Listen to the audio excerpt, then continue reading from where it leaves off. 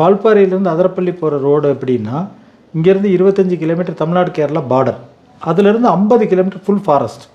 அந்த செக் போஸ்ட்லேருந்து நமக்கு டிக்கெட் கொடுப்பாங்க. அந்த டிக்கெட் வாங்குறப்ப அதில் என்ன போட்டிருக்கு அப்படின்னா, 2 மணி நேரத்தில் அடுத்த செக் போஸ்ட்டில் இந்த டிக்கெட் கொண்டு போய் கொடுக்கணும் அப்படின்னு சொல்லி அதில் போட்டிருக்கும். அது என்ன காரணம் அப்படின்னா நிறைய பேருக்கு தெரியாது.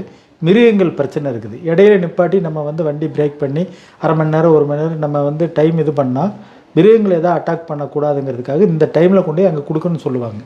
வழுக்குப்பாறை செக் போஸ்ட்டில் டிக்கெட் வாங்கி வாழைச்சார் செக் போஸ்ட்டில் கொண்டு போய் கொடுக்கணும். கொடுத்தா தான் நம்ம வண்டியை கொண்டு போய் உள்ளே விடுவாங்க. ஆனால் 50 கிலோமீட்டர் ஃபுல் ஃபாரஸ்ட், கடை எதுவுமே இருக்காது. ரொம்ப கேர்ஃபுல்லாக டிரைவிங் பண்ணணும். ஒரு பஸ் போகிறதுக்கு தான் ரோட் இருக்கும். 2 வண்டி வந்தால் சைடு கொடுக்குறதே கேர்ஃபுல்லாக கொடுக்கணும். அப்போ ரொம்ப சேஃபாக தான் போகணும். ஆனால் எல்லாருமே ஒரு முறையாவது அந்த ரூட்டில் வண்டி ஓட்டி அந்த இடத்த போய் பார்க்கக்கூடிய ஒரு இடம். 85 கிலோமீட்டர் வால்பாறையிலேருந்து. ஆனால் நெட்லலாம் வந்து 2.5 மணி நேரம் போட்டிருக்கோம். கண்டிப்பாக 4 மணி நேரம் ஆகும் ரன்னிங் டைம். ஏன்னா அவ்வளோ சேஃபாக தான் நம்ம டிரைவிங் பண்ண முடியும். நாங்கள் 40 வருஷமாக இங்கே வண்டி ஓட்டிகிட்டு இருக்கிறவங்களே நாங்கள் வந்து கரெக்டாக இங்கேருந்து 6 மணிக்கு கிளம்பிடுவோம். அப்போ தான் ஒரு 11 மணிக்கு அங்கே போக முடியும். 2 மணிக்கு ரிட்டர்ன் கிளம்ப முடியும். நிறைய பேர் என்ன பண்ணுவாங்கன்னா டக்குன்னு கிளம்புவாங்க. ஆனால் அந்த டைமில் போய் அவங்களால ரீச் ஆக முடியாது.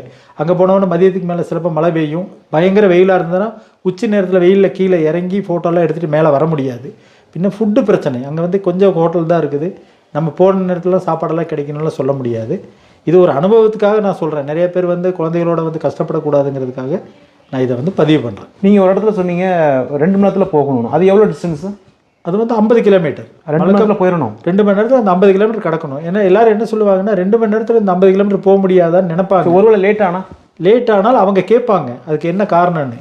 அப்போ நம்ம வந்து சொல்லணும், எனக்கு டயர் பஞ்சரு இல்லை வண்டியில் வாமிட் யாராவது பண்ணாங்க, இல்லைனா வர்ற வழியில் புளியலப்பாறைங்கிற இடத்துல நாங்கள் ஒரு 10 நிமிஷம் நிப்பாட்டி இருந்தோம். ஸோ ஒருவேளை அந்த வண்டி போகவே இல்லைன்னா என்ன பண்ணுவாங்க? போகவே இல்லைன்னா ஃபாரஸ்ட் வந்து அடுத்த செகண்ட் அவங்க வண்டியில் வருவாங்க, வந்து செக் பண்ணுவாங்க.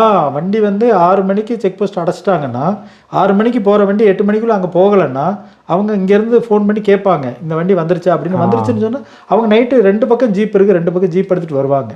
ஏன்னா வண்டி கம்ப்ளைண்ட் ஆகும், யானைக்காட்டுக்குள்ளே நிற்கி நிறைய அந்த மாதிரி வண்டிகளை வந்து ஆன் அடித்த இது வீடியோலாம் நிறைய நீங்கள் பார்த்துருப்பீங்க. நிறைய வீடியோ போட்டிருக்காங்க. ஒரு வண்டியெல்லாம் வந்து பிரியாணியோட கொண்டு வந்து காட்டுக்குள்ளே நிப்பாட்டி அந்த ஸ்மெல் வந்ததுக்கப்புறம் வண்டியை நிப்பாட்டிட்டு போயிட்டாங்க மெக்கானிக்கலை கூப்பிட்றதுக்கு. பிரியாணி ஸ்மெலுக்கு யானை வந்து அடுத்த நாள் காலையில் பார்த்தா வண்டி ஒன்றுமே இல்லாமல் ஆயிடுச்சு. நிறையா யூடியூப்லலாம் அது பரவிட்டு இருந்தது.